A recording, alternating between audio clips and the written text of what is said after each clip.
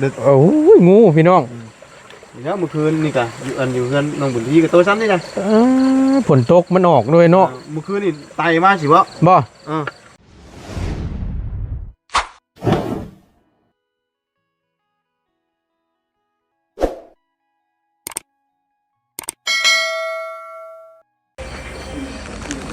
มาพี่น้องเอ้ยบรรยากาศตอนมืดๆเนาะผ้าฝนชนละทานตกลงมากับโปดโพบริยุทธ์บริยนเอาพบเจอกันก็บตูนใน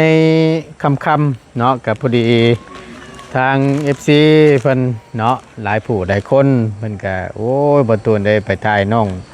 อาเจืองเพิ่นเด้อว่าซะน้องหังว่าซั่นจักซิเมนเอิ้นถึกหรือเอิ้นพิษบตูนก็ได้เนาะกะครั้งแรกทั้งบตูนได้มาก็ได้มากะพบเจอกับมรสุมเนาะผ้าฝนตกลงมาว่าซั่นโอ้ยตกแท้ตกว่าพี่น้องเอ้ยกินข้าวยังไงเอ่ยฮะกินข้าวได้ยังกินฮะกินข้าวสบายดีเด้อโอ้ยจำกันได้อยู่บ่เนี่ยจำได้เหรอชื่อหยังเลิกทำจำได้เพราะว่าบ่จักช่ำบาทนี่โอ้ยเนาะน้องอ่อนบ่น้องยังชันแม่นักเอิ้งเนาะแม่นลูกชาวเพิ่นว่าเป็นดอกต่างคนต่างจำกันบ่ได้บาดนี้เนาะโอ้ยใส่ล่ะเพิ่นนอนแล้วเจ้าซีนะเบิ่งนี่โอ้บ่อยากเว้าปานใดได้ชื่อนี่ชื่อแม่เฮาซับโอ้ยเนาะได้ยังกินข้าวแรงไล่ยังกินตำมะเขือเอาเดี๋ยวแจ้งหูแจ้งตาก่อนพี่น้องเอ้ยย่ำกังเว้นกังเวียงสิได้ลมก็อีหล่าเพิ่นเยอะโอ้ยเว้าเป็นตะแพงคือบ่จังนี่นอนแล้วบ่ยังอยู่ไว้แจ้งก่อนเด้อเดี๋ยวสิเข้าไปย่ำทั้งอันน้องเพิ่นก่อนจักน้องจักอ้ายแหละจักปีก็จักปีน้องมาชนอยู่ตัวทางเฮือนเพิ่นประจำบ่ได้พี่น้องทางประตูมาตอนนั้นน่ะตั้งแต่เฮือนหลังนี่เพิ่นยังบ่ทันได้เฮ็ดจ้ำอันนี้ไผเฮ็ดให้นี่ทางบ่จันเนาะ3คนซอยๆกันเนาะเอาได้เฮือนใหม่แล้วบัดนี้นอนคักอยู่บ่นี่นอนรับฝันดีอยู่เนาะดีแล้ว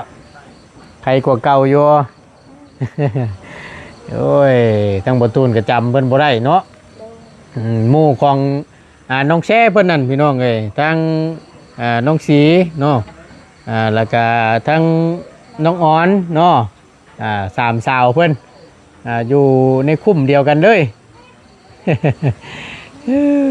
ทั้งพ่อเพิ่นไปไสนั่นน่ะฝนมันตกแน่เนาะฝนตกกูมือบ่อยู่ทางพี่นั่นน่ะปลาโตก็จะว่าตกได้ตกดีแท้คักแน่ลิสันเนาะป่าฝนก็ได้ก็จังว่ามืดแทบบาดนี่เนาะ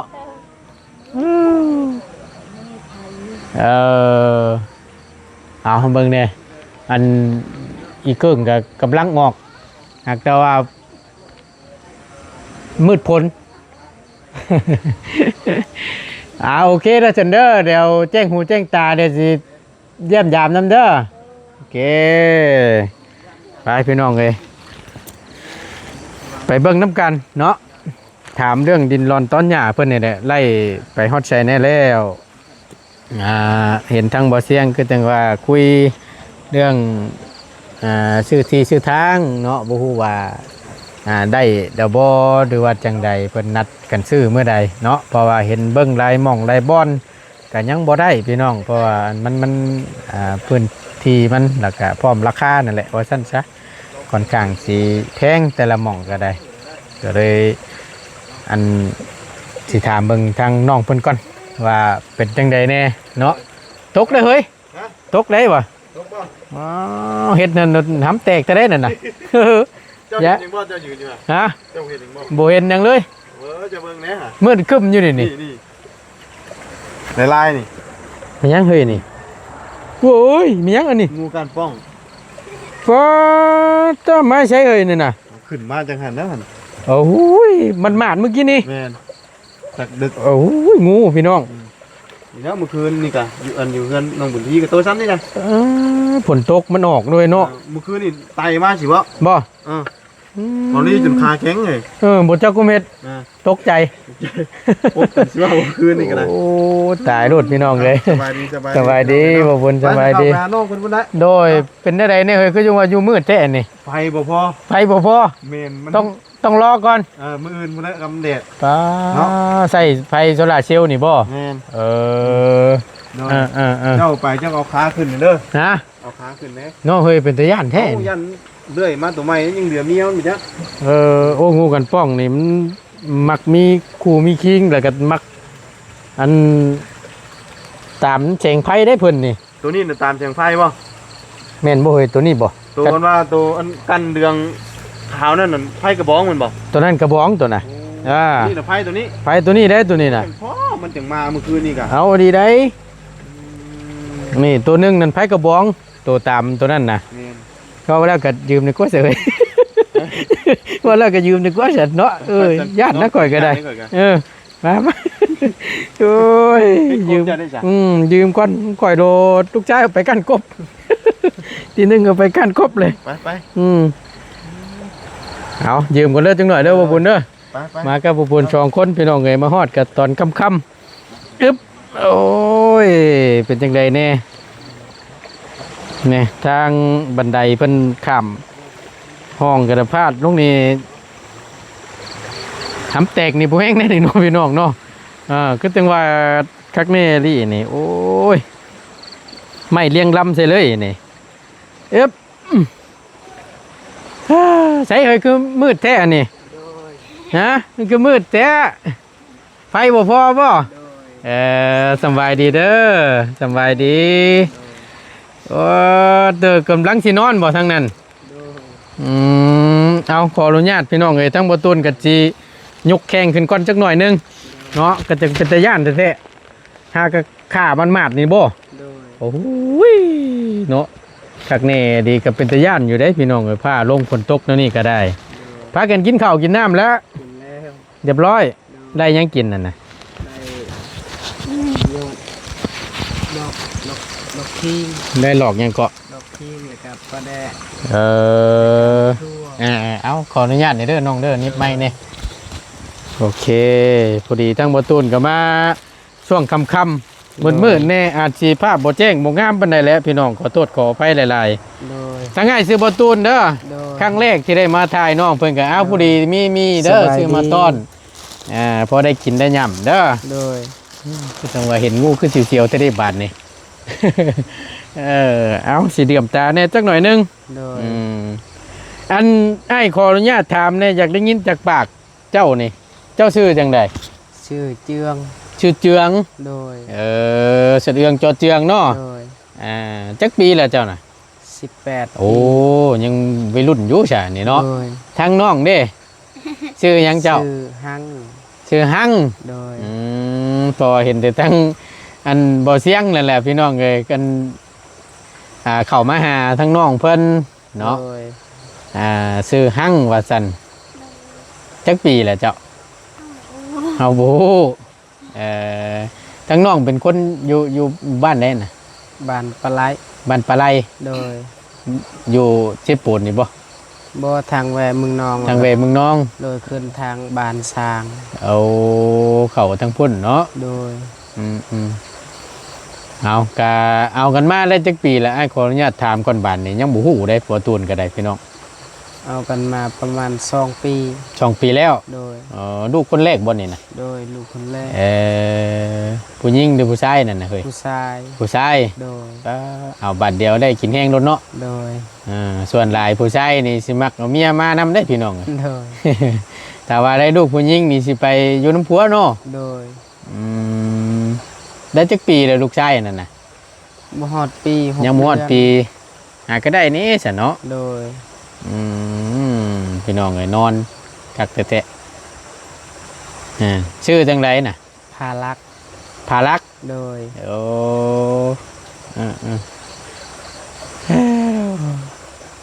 คักเนี่ยนี่อันนี้ก็เป็นหมองรับหมองนอนเนาะ โดย นี่เด้พี่น้องเอ้ยไปแสงอาทิตย์ไปโซลาร์เซลล์เนื่องจากว่ามันบ่มีแดดเนาะ โดย แดดบ่ออกเด้ก็เลยพลังแสงไฟมันบ่พอซ้ำ โดย ยากแท้ๆยากแนวนี้แหละพี่น้องเอ้ยคือเว้าหั่นแหละเนาะ โดย เอากับผู้ดีแหละบัดนี้ทางบ่ตูนก็ได้เห็นในคลิปทางเบาเสียง โดย แล้วก็ผู้ดีทั้งบ่ตูนสิถามเบิ่งว่าลินรอนต้นหญ้าที่ว่านัดหมายกันไปเบิ่งนั่นได้เรียบร้อยแล้วบ่ โดยได้อยู่ก็ ได้ ยังแบบยังบ่มอบเงิน เอาแต่ว่าไปล้มราคาไว้สิบ่ โดย เท่าไหร่นั่นเนาะ เพิ่นว่า20 ล้าน 20 ล้าน โดย ความกว้างความยาวเท่าไหร่น่ะ ความกว้าง16 ความกว้างนี่16 โดย ความยาวเด้ ความยาว12 โอ้2คูณ16 โดย ในราคา20 ล้าน โดย เพิ่นบ่ลดแน่บ่ บ่และเพิ่นว่า ขอนี่กว่าจัก18 ล้านวันนี้นี่ แบ่งให้ลูกให้หลานอยู่แน่วันนี้นี่ไปถามอยู่ไสน่ะ อยู่พุ่น ไก่เตอบ่จากบ้านเจ้าไป ก็บ่ไกลปานใด เออ ข้างล่างเฮือนเอ้ยออนครับ โอ้ข้างหลังเพื่อนน้องออนนี่ โดย เพื่อนน้องออนเพื่อนนี่ โดย อืมอยู่ในคุ้มเดียวกันอยู่สันเนาะ โดย ดีแล้วพี่น้องเอ้ยแต่ว่าคุยกันไว้แล้ว แต่ยังบ่ทันได้จ่ายเงินบ่ โดย โอ้เอากะลีอกดีใจนำเนาะได้ดินรอนต้นหญ้าใหม่ก็เป็นของเจ้าของคือว่านั่นแหละมันก็ดีได้พี่น้อง โดย ใครกว่าคำว่าโมเมนต์เป็นของเฮาแหละมันยาก โดย คำว่าเป็นชื่อเฮาแหละมันสะดวกสบายโอ้ยจังแม่นกินคักเนาะนุ่มก็ได้เนาะ โดย โอ้นุ่มมันนี่บ่นุ่มชงนี่บ่ แม่น ทั้งแม่บ่มีนุ่มให้ลูกกินบ่หรือว่าจังได๋ มีอยู่แต่ว่ามันบ่อยากกิน บ่อยากกิน โดยแบบมีคนเฒ่ามาเกิด มีคนเฒ่ามาเกิด โดย คนเฒ่าทั้งได้เคย แบบคนเฒ่าเฮือนเฮานี่มันมาเกิดนำลูกครับ โอ้ฉันบ่ โดยแล้วมันก็บ่อยากกิน ขี้เดียดว่าซั่นซะ โดย บ่อยากกินนม โดย ทักแน่ลิสันเนาะ โดย แม่พี่น้องไงนุ่มอันนี้บ่นุ่มอันปงแล้วก็ชงนี่บ่นุ่มเด็กตัวเย็นนี่บ่เป็นบ่ได้นุ่มนั่น นมเป็นแพ็คพุ่นนม เอากินตัวนั้นเอาเนาะ โดย เอาพี่น้องไอ้กาดีแล้วล่ะเนาะกูมื้อนี่คือว่าหั่นแหละจะได้กินนมกินหยังมันก็ใหญ่ไปนำ โดย ใหญ่ไว โดย ใหญ่ไว้ฉลาดได้พี่น้องคือคนโคมือนี่ก็ได้คือสมัยบ่ตูนแต่ก่อนเนี่ยว่ามีแต่ได้กินข้าวขี้เขียวแม่เห็นแล้ว โดย หย่ำอยู่กินได้เคี่ยวข้าวหมากบัดหย่ำแรกแล้วนี่ป้าดโธแรงจ้อยห้อยแหละติดกับมันขี่ข้าวหมากมานำ โดย มีไฟแน่ครับมาหามีทั้งโมเสียงนั่นบ่มื้อนี่ โดยเบาเสียงแล้วก็เบาทน ไฟแน่ มีแต่เบาเสียง ทั้งเบาได้ทั้งเบาเพิ่งเบาดุเกิมบ่ได้มาบ่ เบาเพิ่งแต่เช้ามันมาแต่เช้าบอก โอ้ แล้วก็เบาบุญ โดยเอาก็ได้มาพร้อมกันทางบ่ตูนกับบะบุญก็ได้พี่น้อง โดย ก็ขึ้นมาฮอดช่วงค่ำๆว่าสั้นซะ โดย มืดๆและมันโดดมืดฟ้ามืดฝนตกน้ำแน่มันค่ำไว้ โดย ยากแต่พี่น้องแต่ละมื้อไปเฮ็ดหยังฉันน้องถามก่อน แต่ละมือก็ โดย พ่นบ่ตกละสิไปเอาปีแล้วก็ไปแก้กล้วยเวียด ไปรับจ้างบ่ โดย เพิ่นให้มื้อเท่าไหร่น่ะเนาะ ก็จ้างเป็นเที่ยว หึ แบบไปแก้แต่ส่วนแล้วแก้ใส่รถเข้าแล้วก็เอาไปเวียดเข้าไปเวียดขายอยู่เวียด อืม แล้วก็ข เขาจ้างเที่ยวเอาเที่ยว 60,000 เที่ยวหนึ่ง60,000โดย มื้อหนึงได้จักเที่ยวบัด มือหนึ่งก็มีแต่เที่ยวหนึง เที่ยวเดียวได้ติ โดย ไล่เท่านั้นแหละเนาะ โดย โอ้มันหลดมันสิคุ้มกินอยู่บ่เอ้ยเที่ยวหนึ่ง60,000 โดย นอกจากหันได้จ้ะบัดนี้เฮ็ดหยังเนี่ยเวียก กะตะกี้นี่ก็เสียหญ้าสวนทางสวน เอา ทางสวนเขาเจ้า เขาจ้างรับจ้าง ไปไหนมื้อเท่าใดนั่นเนาะ เขาจ้างเป็นมือคันจักเขาเองหั่นมือ300,000 อืม ทางยากแบบผักส่วนหันก็ลายเป็นผักลาย โอ้ย คัน เนาะ จักเข้าแล้วก็จักเข้าแล้วมือ200,000 อืมเอาแห้งเขาไปสู่เอาว่าสั้นช้าเนาะ โดย แต่ว่ามีจักเขาเองนั่นเพิ่นสิจ้างแพงแน่ โดย เอาพี่น้องเอ้ยก็ดีแล้วล่ะมีเพียกเฮ็ดงานทำใครกลัวเขาอยู่ซื่อคือว่าเนี่ยเนาะก็เป็นการดีพี่น้องเอ้ยสมเชยอยู่ทางประตูนก็ได้เอาหลายผู้หลายคน FC เพิ่นก็โอ้ยคอมเมนต์เข้ามาประตูนได้ไปหาทั้งน้องเพิ่นเนี่ยเด้อว่าซั่นเพื่อมีผู้รักผู้ใหญ่เพิ่นได้เห็นแล้วก็เพื่อเพิ่นได้ชดได้ช้อยว่าซั่นเนาะ โดย ก็มามื้อแรกแข่งมานก็ช่วงค่ำซ้ำบานนี่ โดย งุมทางมาทั้งประตูนก็ได้โอ้ยขึ้นมาคำขอโทษขออภัยได้หลายพี่น้องเนาะพุ่นละแจ้งหูแจ้งตาพุ่นละจังว่ากันไม่เนาะ โดย แล้วเพิ่นนัดชื่อดินมื้อใดฉัน มืออื่นยังมือฮื้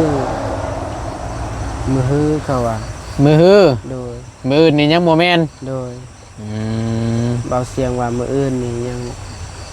เบาจันทร์สิลงมา อ๋อต้องรอตั้งบ่จันทร์ โดย ขึ้นมาก่อน โดย อืมถ้าตั้งบ่จันทร์เบาบุญชาละวัน โดย เอากับพอดีละสันพี่น้องเลยก็จะได้ถ้าไปเบิ่งน้ำกันว่าสั้นซะเนาะทางบ่ตุนกันยังบ่ได้เห็นจักเทื่อหรอกว่าอยู่หม่องใดแจใด โดย เพราะว่าก็ได้เห็นแต่ในคลิปมันแหละก็สิว่านี่นะก็เลยพุ่นแหละเดี๋ยวจังแจ้งหูแจ้งตาเดี๋ยวจังไปเบิ่งอีกรอบหนึงว่าสั้นซะเนาะ โดย เอาก็สิประมาณนี้พี่น้องเอ้ยทั้งบักคำเพิ่นก็รับแล้วบาดนี้ดูดเต้านมจนรับปะเอ้ยเนาะยุงบ่ลายบ่โตบ่นี่ ลาย เนาะนี่แหละกลางมุ้งกลางหยังก็นอนเบิ่งเอาน้ำนั่นแหละ โดย พอแห้งแล้วเนาะยุงครบอีกหน่อยนั่นนะไปสั่นมิตรว่าทั้งง่ายกลับก่อนบัดนี้ฮะมองรับมองนอนก่อน โดย แจ้งหูแจ้งตาแล้วก็จังว่ากันอีกทีนึงเนาะ โดย เอาจังไดก็สู้ๆเด้อ โดย อิ่มแล้วทั้งนั้นบาดนี้ ไปอยู่ดีมีแห้งน้องเอ้ยส ส บา บาย ยดี ดีเด้อสบายดีเอามาขอไม่ไอ้เนี่ยย่านแต่พี่น้องเลยเนมมึงก่อนเนมใส่เนมขัวได้ประตูนก็ได้เบิ่งโดชดๆร้อนๆเมื่อกี้นี่ก็เลือดย่อยแซะๆอยู่ฝนเนาะฝนตกน้ำนี่อยู่ใช้อันบางกันจัดการเพิ่นน่ะอยู่นี่บ่เข้าไปทางในพุ่น โดย ทาง ในไผบัตร โอ้ยเนาะระวังเด้อนอนกลางค่ำกลางคืนเด้อ โดย เป็นตะย่านแต่พี่น้องข้ามห้องว่าน้ำหนีแน่บาทนี่ไปพี่น้องไอ้ทั้งบอตูนก็จะได้ขอลำลาจบคลิปปิดคลิปลงไว้เพียงสำนี้ก่อนเนาะขอบคุณหลายๆพี่น้องที่เข้ามาเป็นกำลังใจและติดตามมาชมคลิปโดยประกาศโฆษณาสิ่งที่สำคัญเนาะเอาถ้าหากว่าบอตูนว่าผิดพลาดประการใดหรือทำบ่ถึกบ่ต้องบ่จบบ่งามเนาะบอตูนกราบขอโทษขออภัยหลายๆเด้อพี่น้องเด้อเนาะสำหรับคลิปนี้บอตูนลาก่อนพี่น้องอยู่ดีมีแห้งสบายดีเด้อพี่น้องเด้อ